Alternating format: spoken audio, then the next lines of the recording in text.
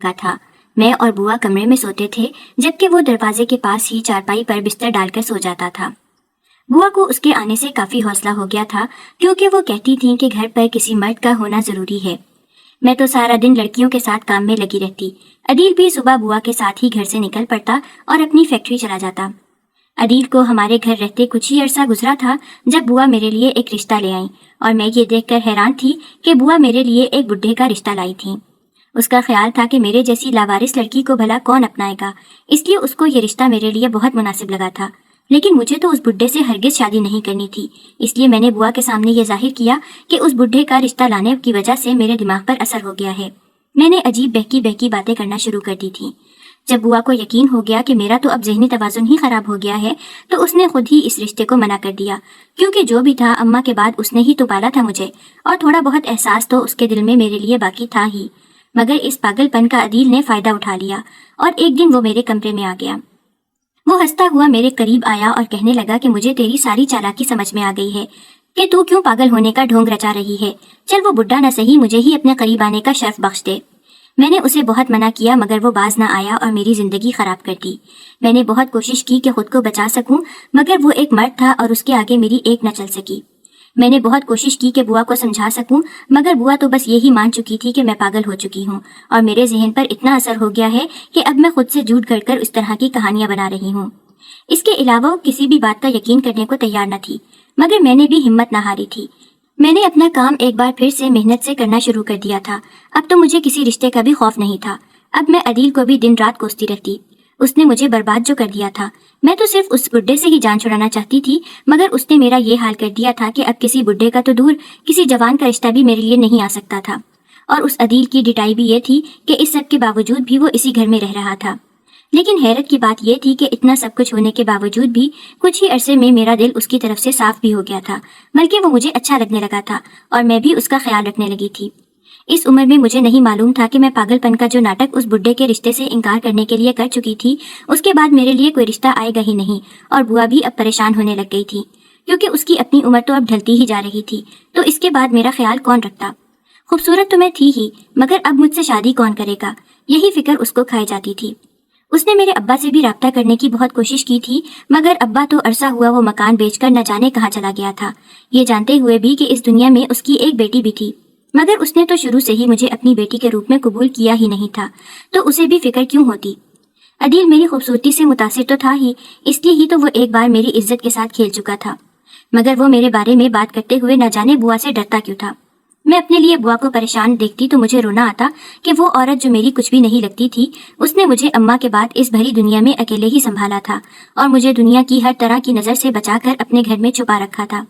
अब वो मेरी ही फिक्र में घुलती जा रही थी। एक दिन जब घर पर कोई भी नहीं था तो मैं अपना सारा माजी याद करके रोने लगी कि काश मेरे अब्बा ने ही मुझे कबूल कर लिया होता, तो आज मैं इस तरह बेसहारा किसी की चौखट पर न बैठी होती और न ही मेरी जिंदगी बर्बाद हो रही होती। उस दिन मैं बहुत रोई। उस दिन जिंदगी में पहली बार मुझे अपनी अम्मा के बिछड़ जाने का दुख हुआ था, और मैं जितना हो सकता था चिल्ला चिल्लाकर अम्मा को पुकार रही थी कि अम्मा तू मुझे इस दुनिया में छोड़कर क्यों चली गई, काश मैं भी तेरे साथ ही मर जाती। मगर मुझे नहीं मालूम था कि मेरा नाम तबस्सुम है, लेकिन सब मुझे प्यार से तब्बो तब्बो कहते थे। मेरा ताल्लुक कराची के एक रोपोश इलाके से था, जहाँ मैं अपने अम्मा अब्बा के साथ एक छोटे से कच्चे मकान में रहती थी। मेरे अब्बा की किराए की एक रेहड़ी थी, जिस पर वो कभी फल बेचता था और कभी सब्जियाँ, और अम्मा मेरी एक अस्पताल में सफाई सुथराई का काम किया करती थी, जहाँ से उसको थोड़े बहुत पैसे मिल ही जाया करते थे। कुछ पैसे अब्बा भी ले आया करता था, तो घर का गुजारा अच्छा तो नहीं, लेकिन बस हो ही जाता था।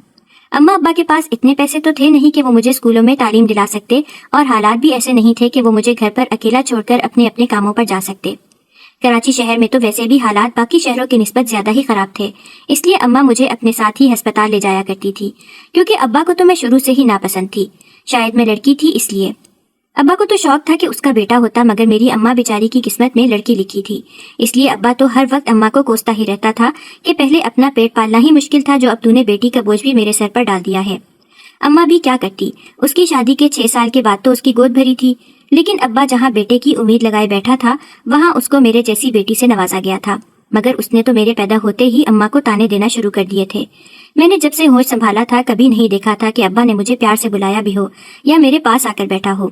बस हर वक्त अम्मा और अब्बा को अपनी वजह से लड़ते हुए ही देखा था, मगर इसके बावजूद भी मेरी अम्मा मुझसे बेइंतहा मोहब्बत करती थी और अब्बा की डांट से बचाने के लिए ही मुझे अपने साथ ही अस्पताल ले जाया करती थी। वो मुझे किसी खाली बिस्तर पर लिटा देती और खुद अपने काम में लगी रहती, और मुझे भी जैसे आदत हो गई थी। मैं खामोशी से बिस्तर पर बैठी अम्मा को काम करते हुए देखती रहती या अस्पताल में मौजूद दूसरे मुलाजमों के बच्चों के साथ खेलती रहती। अम्मा सारा दिन अपना काम कर करके जब थक जाती तो मुझे साथ लिए घर वापस आ जाती।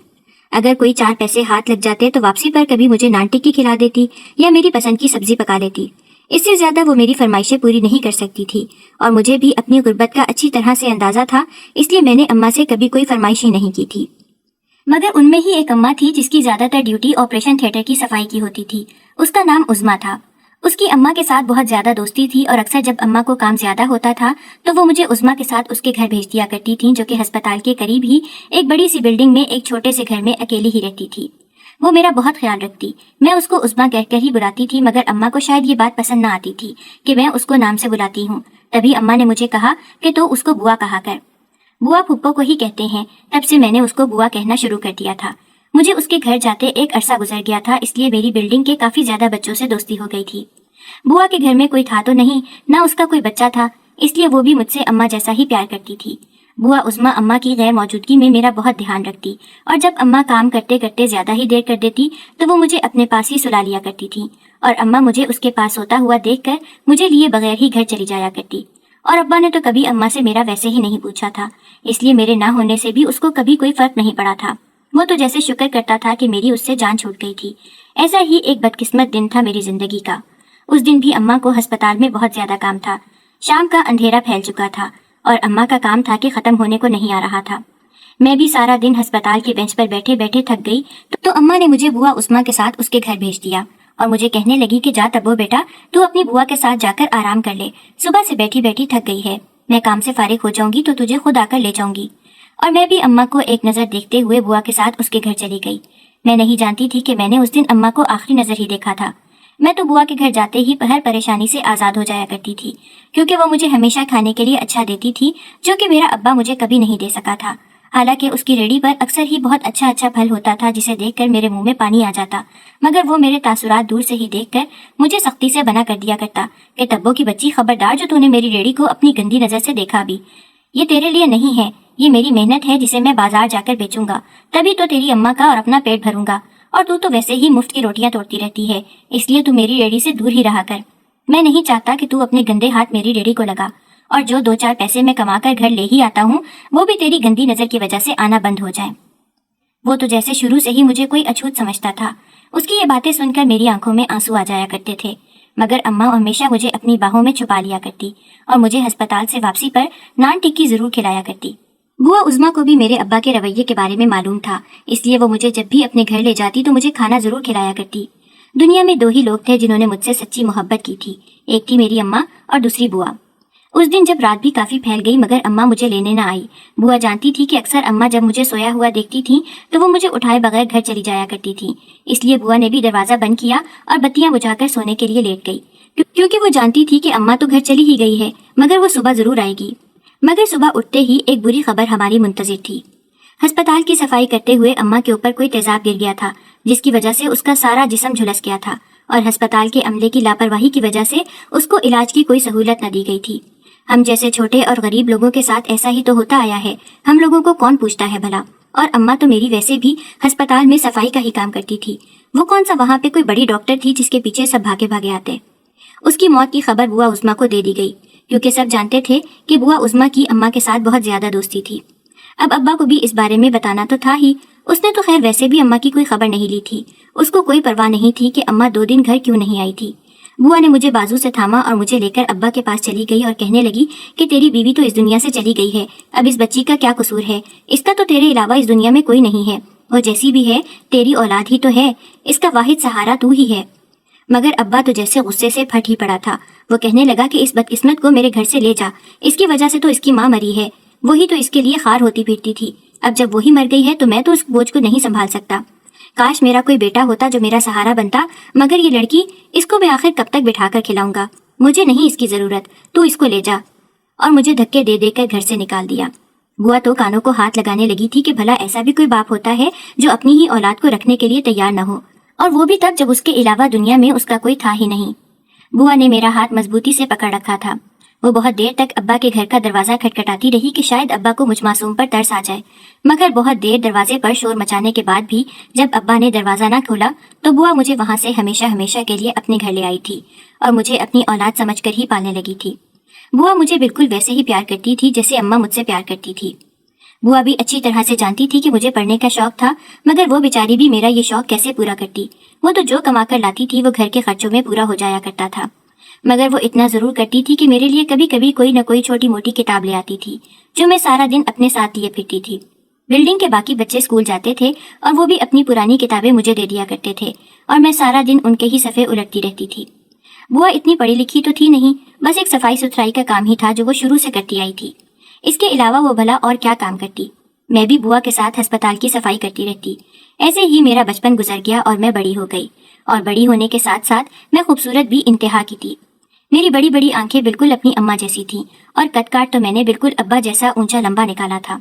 मेरे नक्श तीखे थे, जो भी मुझे देखता वो मेरी तारीफ किए बिना न रह सकता। और बुआ अब मेरा पहले से ज्यादा ख्याल रखती थी। पहले तो मैं अस्पताल में उसकी नजरों से आगे पीछे भी कोई न कोई काम कर लिया करती थी, मगर फिर बुआ ने मुझे अपने साथ ही रखना शुरू कर दिया था। वो जिस कमरे में होती मैं भी उसके साथ उसी कमरे की सफाई में लगी रहती। अक्सर लोग बुआ से कहते कि अम्मा बच्ची को क्यों अपने साथ लिए फिरती है, इसको घर में रखा कर और इसका ध्यान रख, आजकल तो जमाना वैसे ही बड़ा खराब है और तेरी बच्ची तो है भी बला की खूबसूरत। मैं तो लोगों की तारीफ सुनकर शर्मा सी जाती थी, मगर बुआ उन लोगों की बातें सुन सुनकर डर जाती थी। उसको समझ नहीं आता था कि वो मुझे अब कहाँ रखेगी। घर पर तो वो मुझे छोड़ नहीं सकती थी और अस्पताल में भी वो हर वक्त मेरे आगे पीछे नहीं रह सकती थी। मैंने जवानी की दहलीज पर कदम रख दिए थे। अब बुआ हर वक्त मुझे अपनी नजरों के सामने ही रखती थी और मुझे हर वक्त ये तलकीन भी करती रहती कि बिला जरूरत किसी की भी बात नहीं सुननी और ना ही किसी के पास जाना है। और मैं भी बुआ की हर बात मानती थी, क्योंकि मुझे मालूम था बुआ ने ही तो अम्मा के बाद मुझे सहारा दिया था, इसलिए मुझे उसकी हर बात मानना थी। एक दिन मैं और बुआ अस्पताल के एक कमरे की सफाई कर रहे थे जब बुआ के हाथ पर कांच का टुकड़ा चुभ गया और काफी ज्यादा खून बहने लगा और बुआ तकलीफ से तड़पने लगी। उसके हाथ पर कांच चुभने की वजह से बहुत बड़ा जख्म हो गया था और मुझसे उसकी तकलीफ देखी न गई, तो मैं कमरे से भागती हुई किसी डॉक्टर के पास गई कि वो मेरी बुआ की मदद करे। मैं कभी एक डॉक्टर के पास जाती और कभी दूसरे के पास, मगर मेरी कोई सुनता ही कहाँ। मैं तो सिर्फ अस्पताल में एक सफाई वाली लड़की के तौर पर काम करती थी, मगर एक नर्स को शायद मुझ पर तरस आ गया और वो मेरी मदद के लिए तैयार हो ही गई थी। मैं उसको लेकर बुआ के पास भागी। उसने बुआ की मरहम पट्टी कर दी। बुआ ने मेरे सर पर प्यार दिया और मुझे ढेरों दुआएं देने लगी। उस दिन बुआ के हिस्से का काम भी मुझे ही करना पड़ा। ऐसे में एक कमरे में कुछ लड़के बैठे हुए थे। वो अपने किसी दोस्त की इयादत के लिए आए थे। उन्होंने जो मुझे देखा तो मुझे बुलाने लगे, मगर मैंने उनकी बात ना सुनी।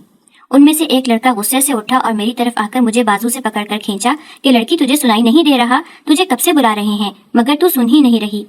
मैं कोई लड़ाई नहीं चाहती थी, इसलिए खामोशी से कमरे में चली गई। वो मुझे सफाई करने के लिए ही बुलाकर लेकर गया था। मैंने कमरे की सफाई शुरू की तो वो लड़के मुझे अजीब नजरों से घूरने लगे। मेरी कोशिश थी कि मैं जल्दी से अपना काम खत्म करके इस कमरे से बाहर निकल आऊं, मगर उनमें से कभी कोई पानी फेंक देता और कभी कोई गंद फैला देता और वो मुझे कमरे से बाहर आने ही नहीं दे रहे थे। फिर उन्होंने मुझ पर हंसना शुरू कर दिया। तभी एक लड़के ने शरारत से मेरा दुपट्टा खींचा, मगर मैं डर कर भागी और सीधा जाकर बुआ से कहा कि मुझे घर ले जाए। मुझे अस्पताल में एक मिनट भी नहीं रुकना था। बुआ भी परेशान थी कि आखिर ऐसा क्या हो गया था जो मैं ऐसे डर कर भागी भागी उसके पास गई थी। मैंने उसको सारी बात बताई तो वो करीब ही खड़े एक मुलाजिम से शिकायत करने लगी और वो मुलाजिम हमारी बात सुनकर हंस पड़ा। उसने भी मेरी तरफ बड़ी गौर से देखा और कहने लगा, अम्मा, जब इतनी खूबसूरत लड़की को अपने साथ लिए फिरोगी तो लोगों की गंदी नजर तो इसके पीछे खुद ही जाएंगी ना। तुझे कितनी बार मना किया है कि इस जवान जहां लड़की को साथ लेकर मत आया कर, मगर तू सुनती ही नहीं है। अगर साथ लाएगी तो फिर ऐसा तो होगा ना, आखिर तू किस किस से शिकायत करती फिरेगी। और बुआ ने भी खामोश नजरों से मेरी तरफ देखा और उस दिन के बाद मुझे अपने साथ अस्पताल लेकर जाना बंद कर दिया। अब वो मुझे घर पर छोड़कर खुद अस्पताल चली जाती और मुझे कहती कि मैं दरवाजा अंदर से अच्छी तरह से बंद कर लूं और जब तक वो ना आ जाए मैं दरवाजा ना खोलूं, चाहे जो भी आए, क्योंकि अब वो मुझे अस्पताल अपने साथ नहीं लेकर जा सकती थी। वो भी जानती थी कि दुनिया की नजरें भूखे भेड़िए जैसे थी, इसलिए अब वो अकेली ही अस्पताल का काम करने लगी थी। मैं सारा दिन खुद को घर में बंद किए घर के कामों में मसरूफ रखती। घरदारी ही तो थी जो बुआ ने मुझे सिखाई थी, इसलिए बुआ के घर आने से पहले पहले मैं सारे घर की सफाई करती और खाना बनाकर रख लेती। और अगर कभी घर के अंदर बंद रह कर बुखार जाती तो बाहर सड़क की तरफ खुलने वाली खिड़की खोलकर बाहर की दुनिया देख लेती। इसी में मेरा गुजारा हो जाता। بس کبھی کبھی بوا مجھے بازار سے انعام کی پورے دن کی گھومنے پھراتی، اس سے زیادہ عیاشی مجھے نہیں کرا سکتی۔ یہ کبھی مجھے چوٹیاں لائی، وہ میرے لیے میری 2 وقت کی روٹی پوری کرتی تھی اور مجھے دنیا کی دوسری نسلوں سے بچاتی تھی جو میرے سر پر باتیں نہیں کر سکتی، اس لیے مجھے بات کی یاد بھی نہیں کرتا۔ وہ اب بوڑھی ہو چکی تھی، اس لیے اس سے زیادہ کام بنتا تھا اور 2 وقت کی روٹی پورا کرنا بھی مشکل ہو جاتا تھا۔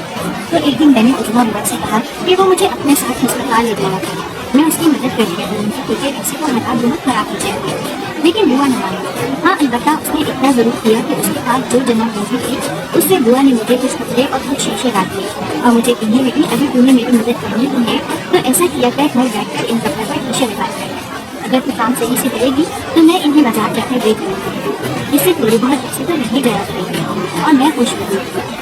محنت کرنے کی عادت تو مجھے میری اما نے بچپن سے ہی ڈالی تھی، اس لیے مجھے تو اس میں کوئی پریشانی نہیں ہوتی۔ وہ صبح ہسپتال چلی جاتی اور میں گھر کے کام کاج سے پہلے جو ہے کپڑے کو کاٹ کر ان پر شیشے لگانا چاہتی۔ شروع میں تو مجھے یہ کام کرنا نہیں آتا، مگر آہستہ آہستہ میری اس کام میں دلچسپی ہونے لگی اور تھوڑی سی محنت سے ہی مجھے اپنی محنت کا حاصل مل رہا۔ پہلے تو وہ دوپٹے بوا بازار میں بیچ آتی تھی، مگر جب دکانداروں نے میرا کام دیکھا تو اس کو پسند آیا، ان کو پسند آتا بھی تھا۔ میں اپنی ساری محنت اسی کام میں لگا دیا، پھر انہوں نے بوا کو کام دینا شروع کر دیا۔ وہ بوا کو کپڑا اور شیشہ خود دے گی اور محنت اس پر میری ہوئی۔ وہ بھی حیران تھی کہ میرے باتیں کو جاتے کی محنت تھا جو شاید میرا باپ پہچان نہیں پایا، اس کو تو بس بیٹا ہی چاہیے تھا جو اس کا بوجھ بن سکتا، وہ نہیں جانتا تھا کہ بیٹا بھی تو ہاتھ بیٹا کر سکتا ہے۔ وہ اکثر میرے ہاتھ تھام کر ان کو چھوڑتی اور اماں کو یاد کرتے ہوئے رو پڑتی کہ اگر آج وہ زندہ ہوتی تو وہ بھی دیکھتی کہ اس کی بیٹی کے ہاتھ میں کتنا ہنر تھا، اور میں بوا کے گلے لگ کر خود بھی رونے لگ جاتی تھی اور کہتی تھی تو بھی تو میری اماں کی جگہ ہی ہے، اگر تو نہ ہوتی تو میں نہ جانے اس دنیا میں کس کے پاس جاتی، اگر تو نے مجھے مشکل میں سہارا دیا ہے تو اب تیرا بھی مشکل وقت ختم ہو جائے گا اور میں تیرا سہارا بنوں گی۔ اور وہ خوش ہو جاتی۔ اس دنیا میں ہم دونوں ہی تو تھے جو ایک دوسرے کا سہارا تھے۔ آہستہ آہستہ ہمارے حالات میں بہتری آنا شروع ہو گئی، مگر اس کے لیے مجھے محنت بہت زیادہ کرنی پڑتی تھی۔ اکثر میں ساری رات جاگ کر بھی کام کرتی رہتی۔ بوا سے جتنا ہو سکتا تھا وہ میری مدد کر دیا کرتی تھی۔ میں نے اپنی نیند بھی بالکل چھوڑ دی تھی کیونکہ مجھے کام کرنا ہوتا تھا اور میری محنت رنگ لے آئی تھی۔ جب دکانداروں کو میرا کام بے حد پسند آنے لگا تو انہوں نے ہی بوا کے ساتھ 1-2 لڑکیاں بھیج دیں اور کہا کہ میں ان کو بھی یہ کام سکھاؤں۔ اب میں نے ان دونوں لڑکیوں کو بھی کام سکھانا شروع کر دیا تھا جس کے مجھے الگ سے پیسے ملتے تھے اور مجھے بھی اتنی محنت نہیں کرنا پڑتی تھی۔ میں نے بوا سے بہت بار کہا کہ وہ ہسپتال کی نوکری چھوڑ دے، مگر اس نے میری بات نہ مانی۔ وہ کہتی تھی کہ اگر میں جم کر گھر بیٹھ جاؤں گی تو جو تھوڑی بہت میری ہڈیوں میں جان ہے وہ بھی ختم ہو جائے گی۔ ہسپتال جاتی ہوں اسی بہانے تھوڑا بہت کام تو کر ہی لیتی ہوں نا، اور میں نے بھی بوا سے زیادہ اصرار نہیں کیا تھا۔ بوا صبح ہسپتال چلی جاتی تو اس کے ہسپتال جاتے ہی وہ دونوں لڑکیاں بھی گھر آ جاتی، اس لیے بوا کے جانے کے بعد میں اپنا کام کھول کر بیٹھ جاتی۔ میری ان دونوں لڑکیوں سے بہت اچھی دوستی بھی ہو گئی تھی۔ گھر کا کام تو پہلے ہی اتنا نہیں ہوتا تھا، اس لیے ہم تینوں لڑکیاں سر جوڑ کر اپنا کام کرتی رہتی۔ ایک دن اچانک دروازے پر دستک ہوئی۔ میں حیران تھی کہ اس گھر پر کون آ گیا جہاں کبھی کوئی آیا ہی نہیں تھا۔ میں اٹھ کر دروازہ کھولنے گئی تو سامنے ایک جوان سا لڑکا کھڑا ہوا تھا۔ وہ مجھے دیکھ کر کہنے لگا، کیا عظمیٰ بوا گھر پر ہے؟ میں عدیل ہوں اور ان سے ملنے آیا ہوں۔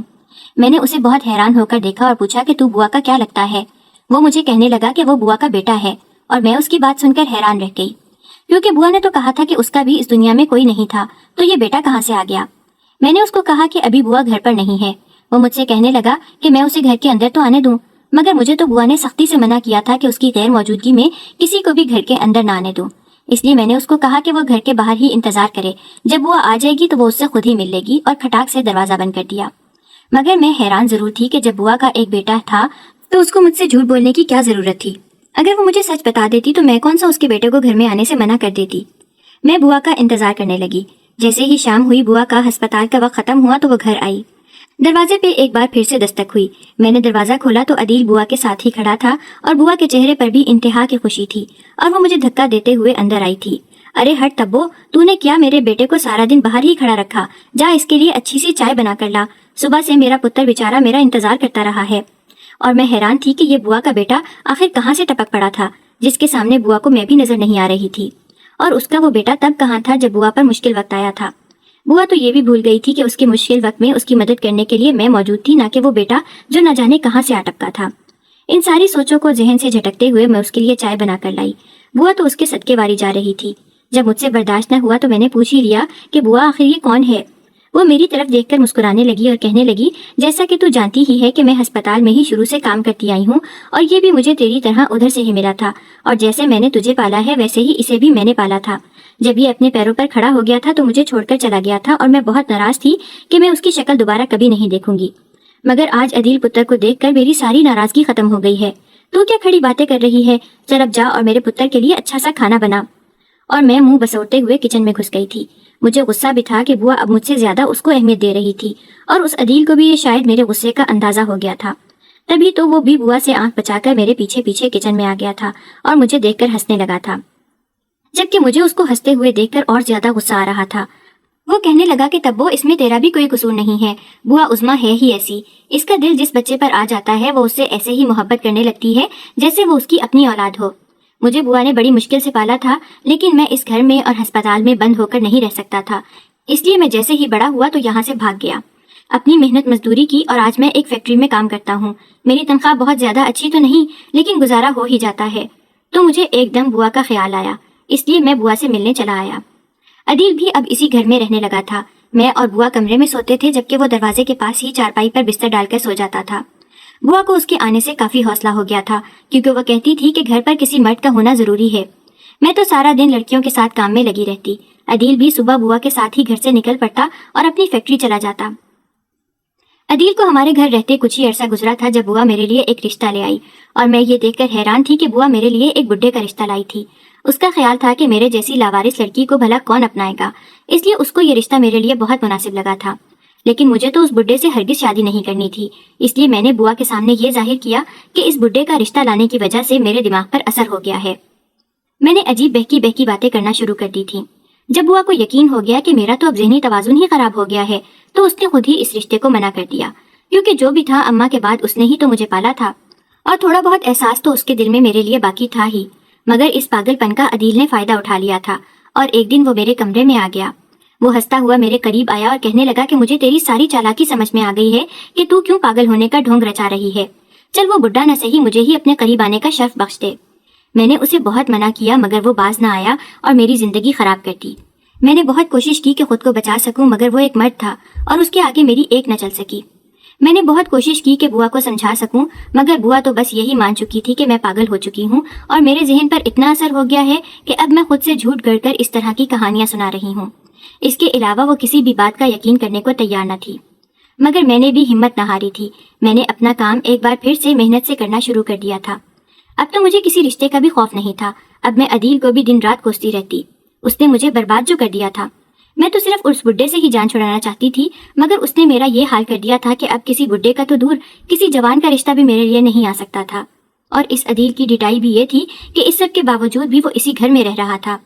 لیکن حیرت کی بات یہ تھی کہ اتنا سب کچھ ہونے کے باوجود بھی کچھ ہی عرصے میں میرا دل اس کی طرف سے صاف بھی ہو گیا تھا، بلکہ وہ مجھے اچھا لگنے لگا تھا، اور میں بھی اس کا خیال رکھنے لگی تھی۔ مجھے نہیں معلوم تھا کہ میں پاگل پن کا جو ناٹک اس بڈھے کے رشتے سے انکار کرنے کے لیے کر چکی تھی، اس کے بعد میرے لیے کوئی رشتہ آئے گا ہی نہیں۔ اور بوا بھی اب پریشان ہونے لگ گئی تھی، کیونکہ اس کی اپنی عمر تو اب ڈھلتی ہی جا رہی تھی، تو اس کے بعد میرا خیال کون رکھتا؟ خوبصورت تو میں تھی ہی، مگر اب مجھ سے شادی کون کرے گا؟ یہی فکر اس کو کھائے جا رہی تھی۔ اس نے میرے ابا سے بھی رابطہ کرنے کی بہت کوشش کی تھی، مگر ابا تو عرصہ ہوا وہ مکان بیچ کر نہ جانے کہاں چلا گیا تھا، یہ جانتے ہوئے بھی کہ اس دنیا میں اس کی ایک بیٹی بھی تھی۔ مگر اس نے تو شروع سے ہی مجھے اپنی بیٹی کے روپ میں قبول کیا ہی نہیں تھا، تو اسے بھی فکر کیوں ہوتی؟ عدیل میری خوبصورتی سے متاثر تو تھا ہی، اس لیے تو وہ ایک بار میری عزت کے ساتھ کھیل کر جا چکا تھا، مگر وہ میرے بارے میں بات کرتے ہوئے نہ جانے بوا سے کیوں ڈرتا تھا۔ میں اپنے لیے بوا کو پریشان دیکھتی تو مجھے رونا آتا کہ وہ عورت جو میری کچھ بھی نہیں لگتی تھی، اس نے مجھے اماں کے بعد اس بھری دنیا میں اکیلے ہی سنبھالا تھا، اور مجھے دنیا کی ہر طرح کی نظر سے بچا کر اپنے گھر میں چھپا رکھا تھا۔ اب وہ میری ہی فکر میں گھلتی جا رہی تھی۔ ایک دن جب گھر پر کوئی بھی نہیں تھا تو میں اپنا سارا ماضی یاد کر کے رونے لگی کہ کاش میرے ابا نے ہی مجھے قبول کر لیا ہوتا، تو آج میں اس طرح بے سہارا کسی کی چوکھٹ پر نہ بیٹھی ہوتی، اور نہ ہی میری زندگی برباد ہو رہی ہوتی۔ اس دن میں بہت روئی۔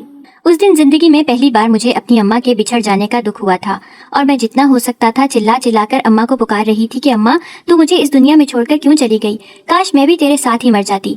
مگر مجھے نہیں معلوم تھا کہ عدیل کب سے دروازے پر کھڑا میرا رونا سنتا رہا تھا، اور شاید اس روز اس کو بھی احساس ہو گیا تھا کہ اس نے میرے ساتھ غلط کیا تھا۔ اب وہ اپنی غلطی کا کفارہ ادا کرنا چاہتا تھا۔ وہ میرے پاس آیا، میں اس کو دیکھ کر ایک بار پھر سے ڈر گئی تھی، کیونکہ ایک بار پہلے بھی وہ میرے پاس ایسے ہی آیا تھا اور میری زندگی کے ساتھ کھیل کر چلا گیا تھا، مگر اس بار اس نے میرے پاؤں پکڑے اور مجھ سے معافیا مانگنے لگا کہ تبو، میں نے تیرے ساتھ بہت غلط کیا ہے، تو مجھے معاف کر دے۔ مگر میں تو پہلے ہی اسے پسند کرنے لگ گئی تھی، مجھے تو یہی لگتا تھا کہ وہ بھی مجھے پسند کرتا تھا، اس لیے میرے پاس آیا تھا۔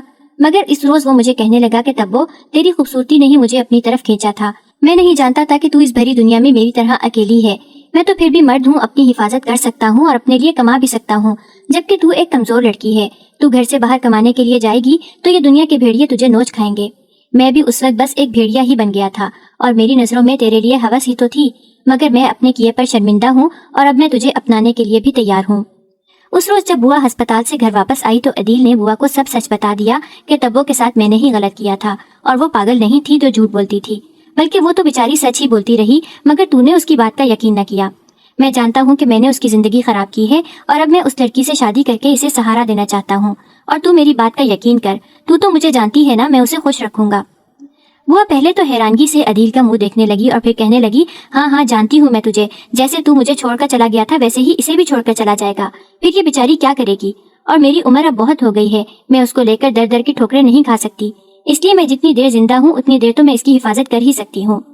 مگر عدیل نے بوا کے پاؤں پکڑ لیے اور کہنے لگا، تجھے چھوڑ کر گیا تو مجھے طرح طرح کی ٹھوکریں کھانی پڑی، تو اندازہ ہوا کہ تو نے کس طرح مشکل سے میرا پیٹ پالا تھا، اس لیے تو میں تیرے پاس ہی واپس آیا تھا، اور میں تبو سے محبت کرتا ہوں اور جو غلطی کر چکا ہوں اسی کا کفارہ ادا کرنا چاہتا ہوں، اس لیے تو میری بات کا یقین کر اور تبو کو میرے ساتھ بیاہ دے۔ میں تیری قسم کھا کر کہتا ہوں کہ میں اس کو کبھی بھی چھوڑ کر نہیں جاؤں گا، بلکہ ہمیشہ اس کا خیال رکھوں گا، اور جیسے تو اس کو اس ظالم دنیا سے بچاتی آئی ہے، میں بھی اس کی ویسے ہی حفاظت کروں گا۔ بوا کو عدیل کی بات کا یقین ہو گیا تو اس نے میرا عدیل کے ساتھ نکاح کروا دیا، اور ہم دونوں کا ماتھا چومتے ہوئے کہنے لگی کہ تم دونوں نے میری اولاد سے بڑھ کر میرا خیال رکھا ہے، اور آج میں نے اپنا بھی فرض پورا کر دیا ہے، بس آج سے تم دونوں ایک دوسرے کا ہر حال میں ساتھ دینا، اور میری اللہ سے دعا ہے کہ وہ تم دونوں کو ہر اس خوشی سے نوازے جو میں نہ دے سکی۔ مجھے عدیل کے ساتھ رہتے ہوئے آج 2 سال ہو گئے ہیں، وہ مجھ سے واقعی میں محبت کرتا ہے اور میرا خیال بھی رکھتا ہے، اور میں بوا عظمیٰ کو دعائیں دیتی رہتی ہوں، جس نے میرے باپ کے ٹھکرانے کے بعد مجھے سہارا دیا تھا اور اپنی سگی اولاد کی طرح ہی مجھے پالا تھا۔